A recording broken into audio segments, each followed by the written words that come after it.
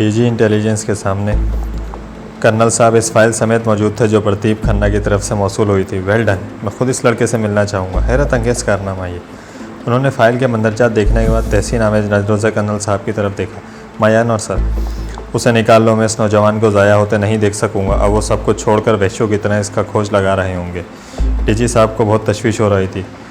वो तो नहीं चाहेगा सर, लेकिन ये करना ज़रूरी हो गया। कर्नल साहब ने भी उनका अस्पात में सर हिलाया। डू इट, ये कहकर डीजी साहब अपने पीए को मुखातिब करके थोड़ी देर बाद जनरल हेडक्वार्टर्स में मौजूद थे। Well done, wonderful. आला फौजी क़यादत के हर जिम्मेदार ने फ़ाइल देखने के बाद बेसाख्ता प्रदीप खन्ना के लिए दादो तहसीन के डोंगरे बरसाए।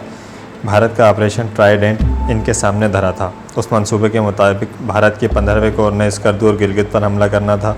इस हमले में कोर का 3रा, 19वां और 28वां डिवीज़न शामिल था, जिसे बतौर ख़ास 6ठे माउंटेन डिवीज़न की मदद भी हासिल होगी। भारतीयों के जंगी जनून ने शायद इन्हें पागल कर दिया था। तारीख़ में इससे पहले 70 सालों में इस नौयत की एक जंग इटली पर मुकाबला ऑस्ट्रिया, हंगरी और जर्मनी में लड़ी गई थी। पहली जंग अजीम में इटालियन आल्प्स को हासिल करने के लिए तीनों ममालिक ने मिलकर हमला किया था। इस लड़ाई में पौने 9 लाख लुकमा असल बन गए थे। शायद मुहिम जो जनरल सुंदर जी अब हिमालय की शुमाल मगरबी बुलंदियों पर, जो दुनिया का दुश्वार तरीन इलाका था, अपनी 4 डिवीज़न फ़ौज के साथ हमला करके अपना नाम तारीख़ में हमेशा के लिए महफूज करवाना चाहता था। इस ख़तरनाक और तबाहकुन मंसूबे के मुताबिक गोरेस से गिलगित पर 19 माउंटेन डिवीज़न के 268 ब्रिगेड ने हमला करना था। कारगिल से स्कर्दू की तरफ मेन अटैक मरकज़ी हमला 28 डिवीज़न के ब्रिगेड नंबर 121 के ज़रिए होना था, जिसके लिए मदद 28 डिवीज़न के एक फाजिल ब्रिगेड भी रखा गया था। थायोस वरास्ता खपलों से स्कर्दू पर सपोर्टिंग अटैक यानी इमदादी हमला 3री डिवीज़न की कमांड में 102 फर्स्ट ब्रिगेड, 3री डिवीज़न की 70वीं ब्रिगेड और 3री डिवीज़न के 114 ब्रिगेड ने करना था। 3रे डिवीज़न के 114 ब्रिगेड के ज़रिए 6ठा माउंटेन डिवीज़न चीन के बलमुकाबिल खड़ा कर दिया जाता। रिज़र्व को 6ठे, 9वें और 28वें डिवीज़न के से एक ब्रिगेड दे दिया जाता। भारतीय मनसूबाबंदी लॉन्ग टर्म के मुताबिक 6ठा डिवीज़न आमतौर पर यूपी के शहर बरेली से चीन के हमले की सूरत में यूपी के शुमाल मगरबी इलाके का दिफा करने के लिए मुख्तस है। पाकिस्तान की तरफ से मुतवक्का हमले की सूरत में ये डिवीज़न पंजाब और कश्मीर की सरहद पर मौजूद पठानकोट शहर का दिफा करता।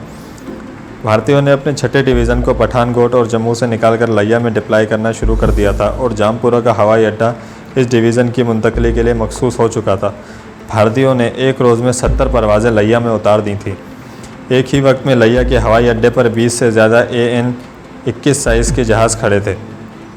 पाकिस्तान एयरफोर्स इंटेलिजेंस यूनिट एक एक पल की रिपोर्ट पहुंचा रहे थे, जो प्रदीप खन्ना के ब्रिगेडियर कंवल के घर से चुराए दस्तावेज़ात की तस्दीक कर रही थी। इसका मतलब ये था कि भारतीय जनरलों ने अपनी ज़िद पूरी करने का मुसम्मम इरादा कर लिया था। उस रोज़ लिया के हवाई अड्डे पर 70 परवाज़ें उतरी और 50 वापस गईं, जिसका मतलब ये था कि भारतीयों को हमले की बहुत जल्दी है और वो इस बात से आगाह होने के बाद कि हमले का प्लान पाकिस्तान पहुंच चुका है, अपनी तमाम तर सलाहियतें सर्व कर रहे थे। उस मौके पर ज़रूरी था कि उनके लिए रुकावटें पैदा की जाएँ, ताकि इस डिवीज़न के महाज पर पहुँचने से पहले पाकिस्तानी फ़ौज को मुकाबले के लिए महाज पर पहुँचा दिया जाए।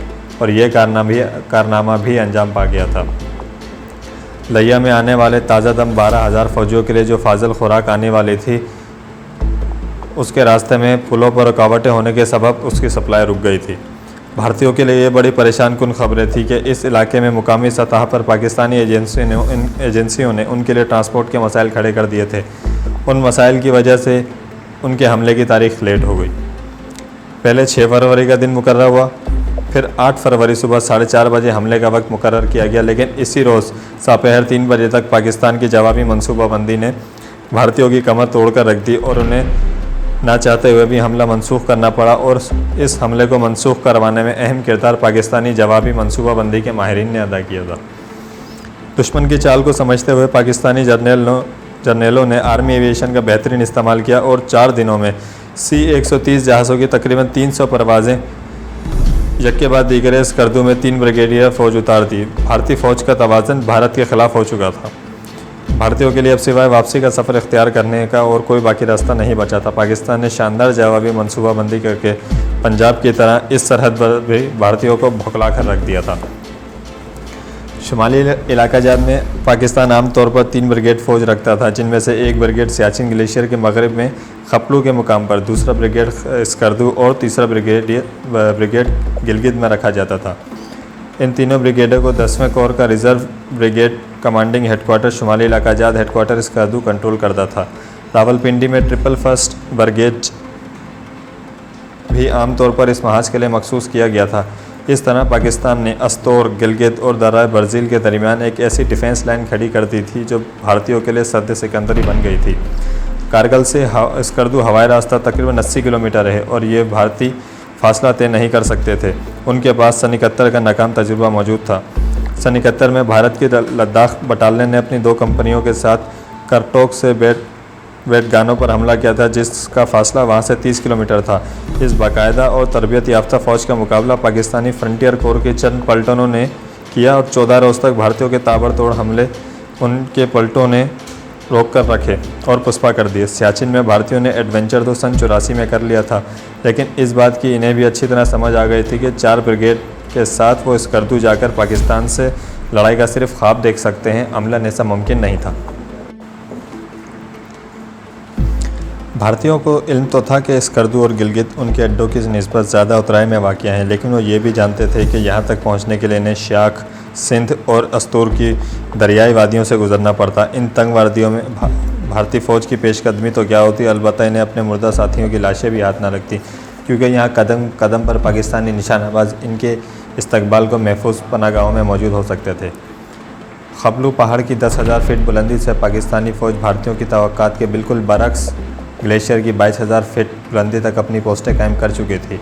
उस सारे रास्ते में पाकिस्तानियों ने सिर्फ चंद पलटनें फैलाकर ही भारतीयों को नाकूचने चबवा दिए थे।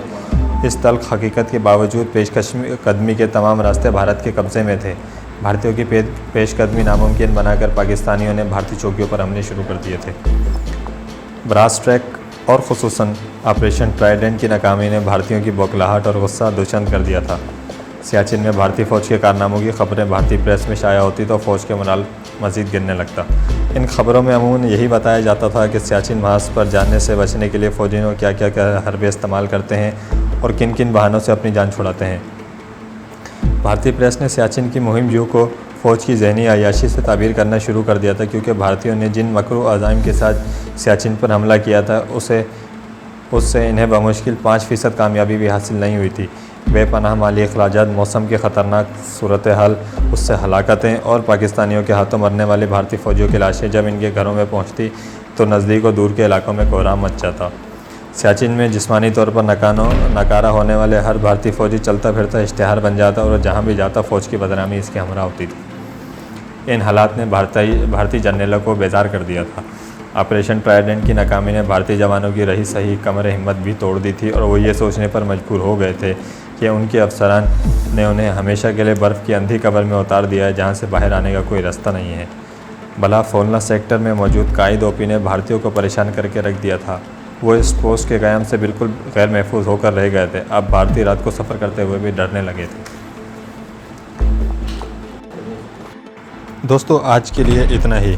मज़ीद दिलचस्प वाक़यात और इस कहानी से रिलेटेड और मालूमात हासिल करने के लिए हमारे चैनल को सब्सक्राइब कीजिए और साथ ही मौजूद बेल आइकन पर ज़रूर क्लिक कीजिए, ताकि आने वाले वीडियोस के मुतालिक आपको इत्तलात पहुंचती रहें। और कमेंट सेक्शन में जाके कमेंट ज़रूर कीजिएगा कि हमारे वीडियोस आपको कैसी लगी।